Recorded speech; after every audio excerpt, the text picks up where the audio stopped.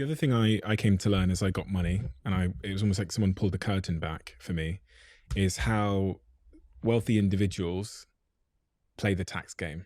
Oh my gosh. And it's a tax game that the average person has no idea is going on. Got to talk about money.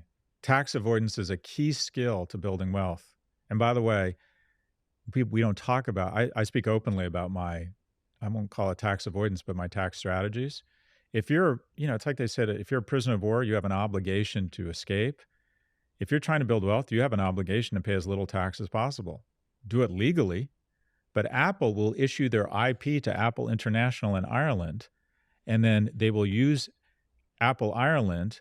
They will license their IP to America, charge them tens of billions of dollars, thereby increasing the income of Apple Ireland at a lower tax rate and decreasing the income in the US, thereby lowering their overall tax rate. That is pure tax avoidance.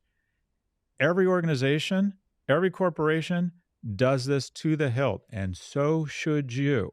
By the way, I will vote for people who have an alternative minimum tax. We have to raise taxes on corporations. The 25 wealthiest Americans pay between 6 and 8% tax rate. What are the tax games they're playing?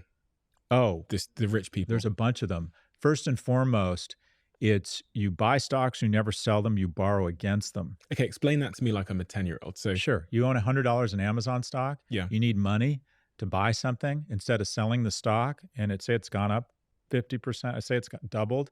You would have to realize a capital gain and pay long-term capital gains on that $50 gain. No, just borrow against it and let the stock continue to grow.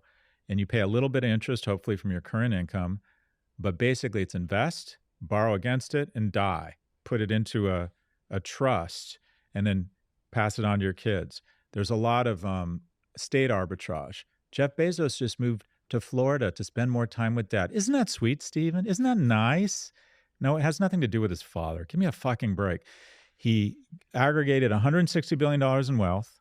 He would pay about another 8 or 10% in state taxes in Washington because he's got to leverage the public school system, the University of Washington, the Seattle-Tacoma Airport, the hospital system. But in the U.S., you're allowed to peace out to Texas or Florida and pay no income tax. So all the people shitpost in California or New York, show me someone who's all of a sudden can't handle San Francisco politics. I'm going to show you someone who needs to recognize a capital gain and has all of a sudden decided they like Texas politics. It's really not it's very disingenuous. There's the tax loophole I've leveraged. In the US, there's something called 1202 or qualified small business. So when I started L2, What's L2? L2 is my analytics company. I started it. I invested a small amount of money.